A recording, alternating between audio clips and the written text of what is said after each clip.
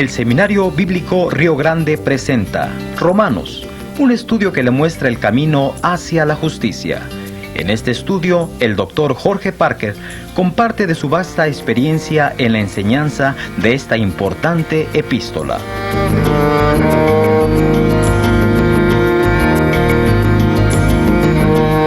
Ahora continuamos nuestro recorrido por el camino hacia la justicia.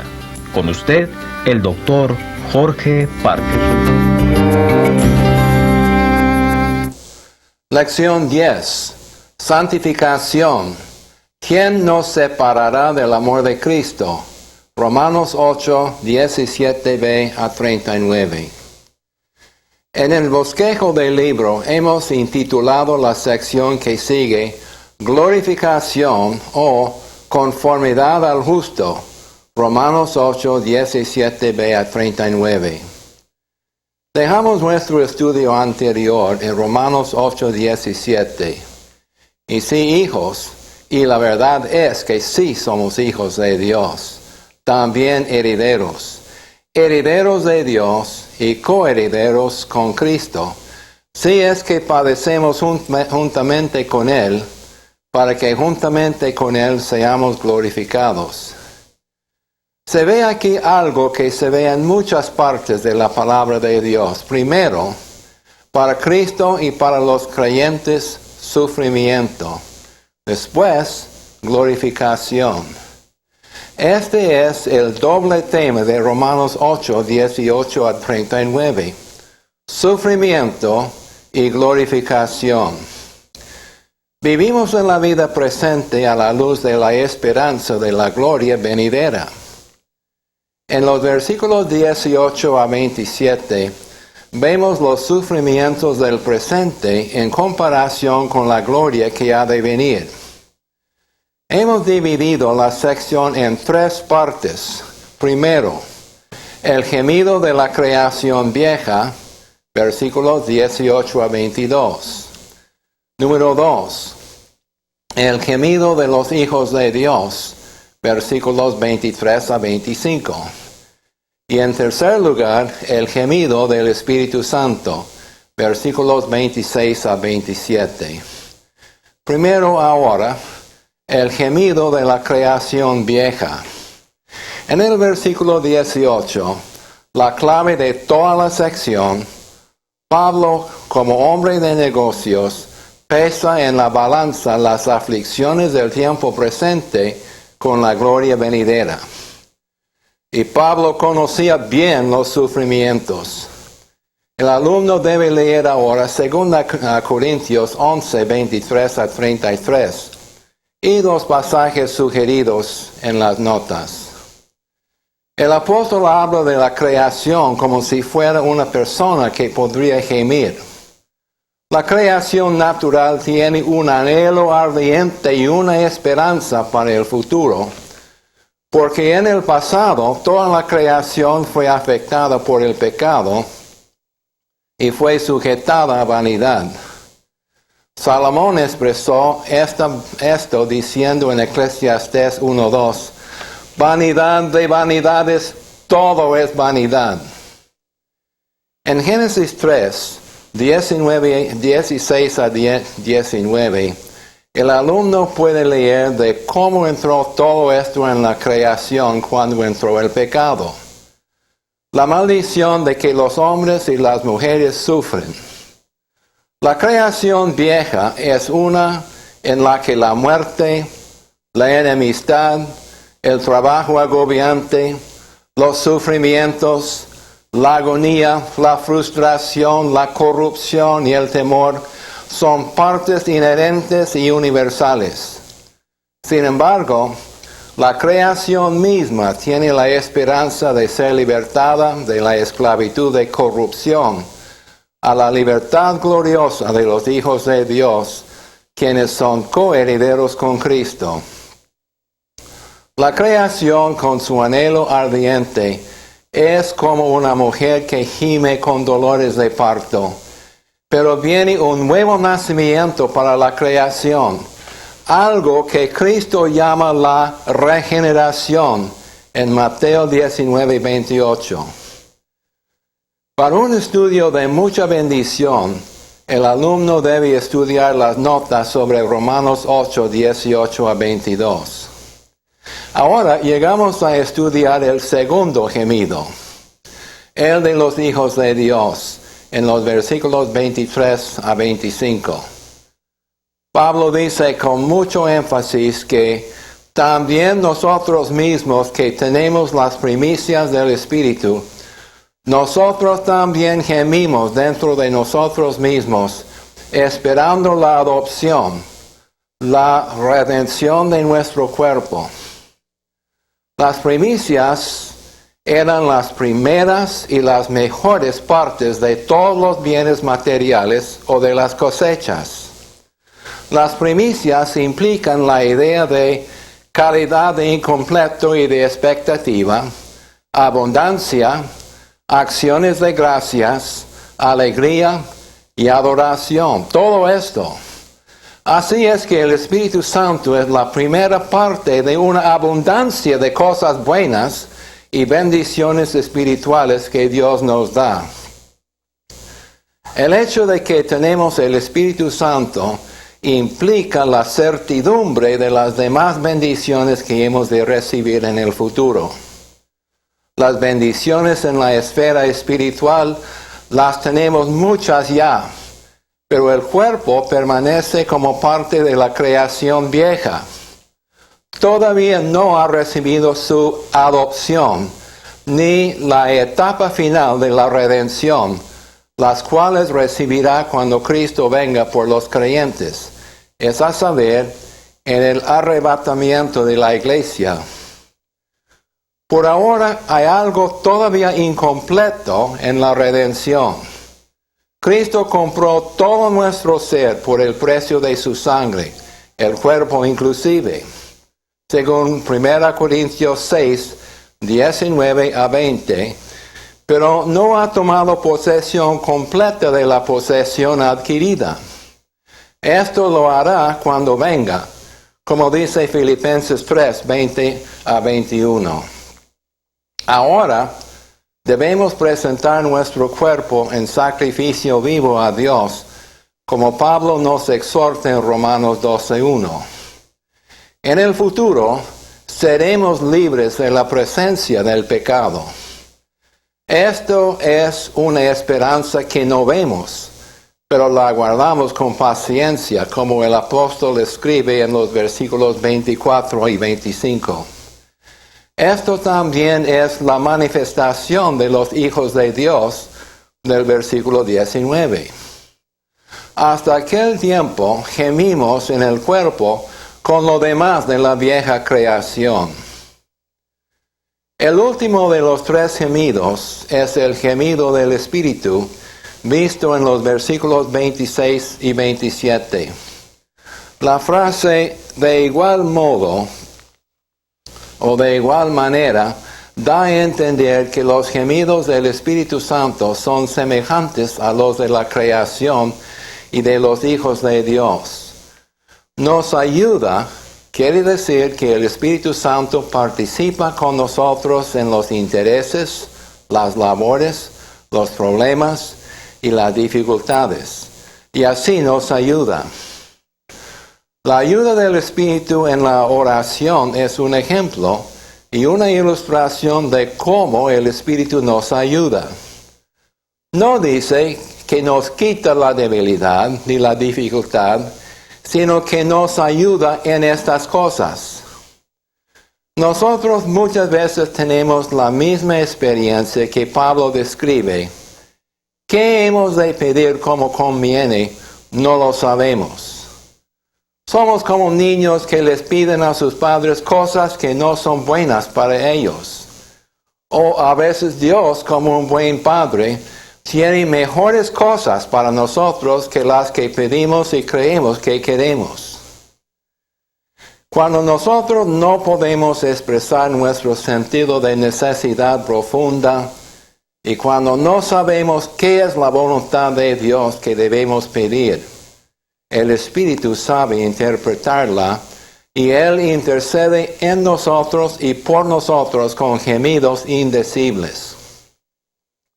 Él sabe qué es la voluntad de Dios e intercede por nosotros de acuerdo con esta. Una ilustración de esto se encuentra en el libro intitulado La oración por el Dr. Jaime McConkie. En un verano, el Dr. McConkie pasaba sus vacaciones cerca de la playa de uno de los lagos grandes en el norte de los Estados Unidos. Había estado gravemente enfermo y estaba recobrando su salud poco a poco.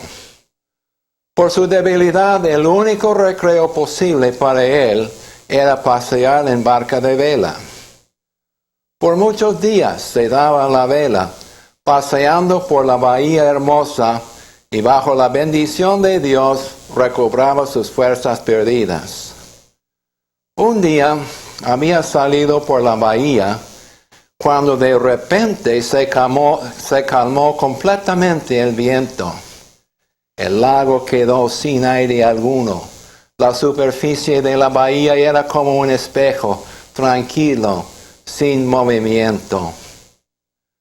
Los rayos fuertes y calientes del sol de agosto abatían su cuerpo débil, y sabía que a menos que llegara ayuda, estaría en mucho peligro.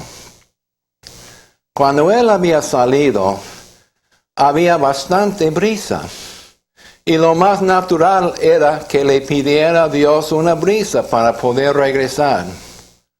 Oró por más de 1 hora, pidiendo al Señor una brisa, pero no vino ninguna. La bahía quedaba como un espejo sin movimiento, sin onda. Luego se fijó en algo que era como una motita negra muy a lo lejos. Le parecía que se acercaba más y más. Después de un rato reconoció el cuerpo macizo y las canas del pescador con quien se hospedaba. Cuando llegó, el hermano McConkie le saludó con gozo. «Hola, abuelito, me alegro mucho de verte. Pero, ¿por qué viniste para acá?» «Pues», dijo el pescador, «sabía que no tenía suficientes fuerzas y no podría remar para volver, y pensaba que debía salir a buscarte, y aquí estoy». Se metió en el barco con el hermano McConkie, y por la destreza con que remaba el pescador, los dos llegaron a la playa en cosa de 20 minutos. Jalando atrás el esquife del pescador, llegaron bien. De esta manera el Señor le enseñó una lección importante. Había orado al Señor pidiendo una brisa. Dios no contestó la oración exactamente en la forma pedida. La necesidad verdadera era una salvación, y el Señor suplió esta, así contestando su oración. En los versículos 28 a 30, el apóstol Pablo pasa a un tema magnífico, la gloria que será revelada en nosotros. El versículo 28 empieza con algo que sabemos, pero lo sabemos porque es algo revelado en la palabra de Dios. Todas las cosas nos ayudan a bien. No dice algunas cosas o las cosas fáciles de aguantar. Incluye todas las cosas vistas en los versículos 18 a 35. Esta verdad no es para todo el mundo, sino solamente para los creyentes. Es a saber, los que aman a Dios y los que conforme a su propósito son llamados. ¿Cuál propósito? Se ve esta meta en el versículo 29. Es el de hacernos conformes a la imagen de su Hijo, Cristo, con el gran fin de que éste sea el primogénito entre muchos hermanos. En el Antiguo Testamento podemos ver un gran contraste en las reacciones de dos personajes con respecto a las cosas difíciles que experimentaron. Es necesario leer las dos historias para apreciar esto. En Génesis 42:36 se ve que Jacob creía que había perdido a su amado hijo José.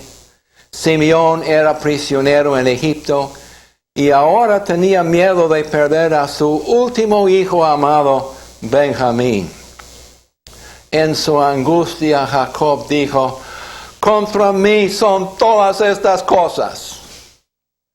En contraste, podemos observar el espíritu de José, quien había sufrido tanto de las manos de sus hermanos y de parte de algunos de los egipcios también, pero ahora es el gobernador de toda la tierra de Egipto. En vez de vengarse de sus hermanos, dijo él en Génesis 50:20, vosotros pensasteis mal contra mí, mas Dios lo encaminó a bien para hacer lo que vemos hoy, para mantener en vida a mucho pueblo. Muchas veces nosotros no vemos el bien, pero podemos aceptar por fe que para los creyentes todas las cosas nos ayudan a bien. En el versículo 29, la palabra porque introduce una explicación del versículo 28. Contesta esta pregunta: ¿por qué es que todas las cosas les ayudan a bien a los creyentes verdaderos? Porque a los que antes conoció, también los predestinó para que fuesen hechos conformes a la imagen de su Hijo. Fíjese que no dice que Dios sabía antes lo que iba a hacer, sino que a los hombres que antes conoció, también los predestinó para que fuesen hechos conformes a la imagen de su Hijo. Si el alumno estudia la cadena de citas que aparece en las notas, se dará cuenta de que conocer antes tiene la idea de escoger antes. Los creyentes fuimos escogidos antes de la fundación del mundo. Yo sé, Dijo Carlos Spurgeon, que Dios me escogió antes de que hubiera nacido, porque nunca me hubiera escogido después. la palabra griega traducida predestinó significa prefinir, prefijar, predestinar. Y la idea radical en la palabra es poner horizonte para uno. Predestinar es igual a predeterminar. Como escribe el Dr. Newell, el señalamiento de un destino que convenga a los conocidos de antemano. la frase hechos conformes lleva la idea de una transformación interior para producir la semejanza exterior de algo o de alguien. Todas nuestras experiencias nos ayudan a bien para la realización de este propósito.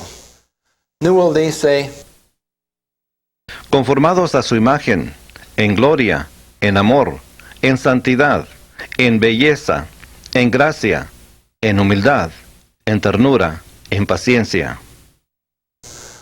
uno podría amplificar casi infinitamente acerca de todo lo involucrado en esta frase. Ahora Pablo nos revela el propósito de predestinar a los creyentes a ser hechos conformes a la imagen de Cristo, para que Él sea el primogénito entre muchos hermanos. Implica primero que Él es el heredero principal que ya ha entrado en la posesión de su herencia. Y número 2, que Él es preeminente sobre todos sus hermanos. Nosotros somos herederos y coherederos con Cristo. Los versículos 29 a 30 son algunos de los versículos más sobresalientes de toda la Biblia. Tan tremendas que son las verdades vistas aquí. Se ven 5 etapas en la historia de cada creyente verdadero, sin excepción. Y todas estas etapas vienen de parte de Dios en su soberanía. Estas 5 etapas se extienden desde la eternidad pasada hasta la eternidad futura, Cuando la salvación de cada creyente será ya absolutamente perfeccionada. Y lo más maravilloso de todo esto es que Pablo escribe sobre cada etapa en el tiempo pasado, como si ya fuese glorificado cada uno. Tan seguro es el perfeccionamiento último de cada creyente verdadero, sin excepción. ¿Puede imaginarse uno de algo más infinitamente maravilloso y asombrosísimo que esto? En efecto, los versículos 31 a 39 son un himno de seguridad y alabanza. Pablo empieza a cantar con poesía sublime y al mismo tiempo expresa un resumen de todo su argumento hasta este punto. Condenación, justificación, santificación y glorificación. ¿Qué diremos a esto? Si Dios es por nosotros, ¿quién contra nosotros? Cuando dice, si Dios es por nosotros, ¿expresa duda? 1000 veces no. En el idioma original, la forma gramatical de la condición no implica duda. Podría ser traducida, puesto que Dios es por nosotros. Dios es por nosotros. Sobre esto, Newell escribe así: Pablo conocía, como nadie ha conocido jamás, el poder y la malignidad de Satanás y sus huestes, la energía perseguidora de los odiadores del Evangelio, la implacable acechanza del Imperio Romano, que había echado la justicia a los vientos y crucificado al Señor de Pablo, y vivía siempre listo, en espera de la ocasión para echarle mano a él. Sin embargo, los desafía a todos. En el versículo 32, Pablo mueve de algo infinitamente difícil que Dios ya hizo para mostrar que Dios lo hará algo mucho más fácil. Él que no escatimó ni a su propio Hijo, sino que lo entregó por todos nosotros, lo infinitamente difícil. ¿Cómo no nos dará con Él todas las cosas? Algo mucho más fácil. En los versículos 33 a 35, hay 3 preguntas que realmente son amplificaciones de la pregunta vista en el versículo 31b y forman un reto dirigido a Satanás, a todos los demonios y a todos los enemigos de los creyentes. Si uno acusa a los escogidos de Dios, es una acusación contra Dios mismo, porque Dios es el que los justifica. El texto original indica no solamente que Dios los justificó en el pasado, sino que continuamente los sigue justificando en el presente y en el futuro. Con otra pregunta retórica, que es otro reto, Pablo marca 4 cosas que garantizan que no hay nadie que pueda condenar al creyente. Y cada una de estas cosas es muy enfática. Cristo es el que murió. La muerte del Hijo de Dios no fue en vano. Luego agrega, más aún, el que también resucitó. Entonces amontona otra cosa, y el que además está a la diestra de Dios. Al fin observa una acción continua de Cristo como nuestro gran sumo sacerdote, el que también intercede por nosotros. Los últimos 5 versículos de Romanos se introducen con una pregunta retórica más. ¿Quién nos separará del amor de Cristo? Luego, en forma de pregunta, pone en lista varias cosas que uno podría citar como cosas que teóricamente podrían separarnos del amor de Cristo. Tribulación, o angustia, o persecución, o hambre, o desnudez, o peligro, o espada. Pero Pablo mismo había visto todas aquellas cosas en su propia experiencia y vio en ellas el cumplimiento de Salmo 44:22, verso que cita aquí. Empezando el versículo 37 con una palabra de contraste marcado, dice: antes, en todas estas cosas, somos más que vencedores por medio de aquel que nos amó. Es decir, por medio de Cristo que manifestó su amor en la cruz. La palabrita en tiene solo 2 letras, pero está cargada de significado. No dice después de salir de estas cosas. No dice después que se terminen estas cosas. No dice si aguantamos bien estas cosas. Dice en todas estas cosas. Dice en estas cosas como el Hijo de Dios preencarnado estaba con Sadrach, Mesach y Abednego dentro del horno de fuego ardiendo. Lo que se ve en Daniel 3, 23 a 25. Dice en todas estas cosas. Además, no dice que somos vencedores, sino que somos más que vencedores. Es por medio de estas cosas que realizamos provecho y crecimiento espiritual, bendición, gozo y perfeccionamiento de carácter espiritual. Esto es para mí. Esto es para ti, amigo mío. El eterno Dios, el creador del universo, es por nosotros. Ninguna cosa creada nos podrá separar del amor de Dios. La muerte no puede. Para el creyente es su entrada en el cielo. La muerte se ha vencido y se le ha quitado el aguijón. La vida no puede. Ni las enfermedades, las debilidades, la frustración, la soledad, las persecuciones, las angustias, las cargas, las preocupaciones, ni las incertidumbres.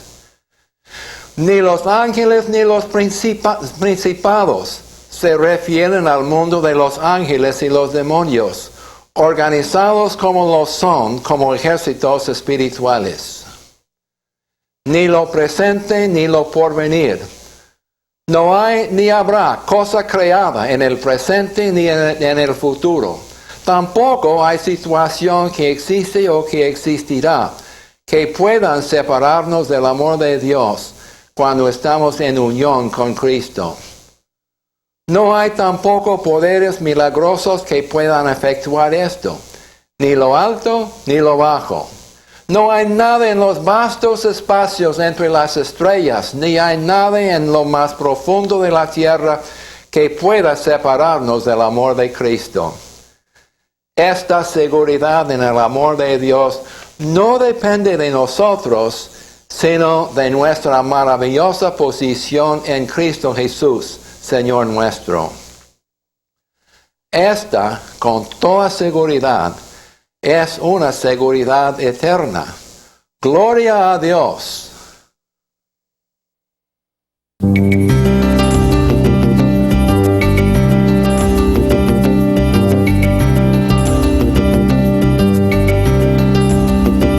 Gracias por habernos acompañado. Esperamos que la lección de hoy le haya sido de ayuda en su camino hacia la justicia. Le invitamos para que nos acompañe en la próxima lección. Hasta entonces.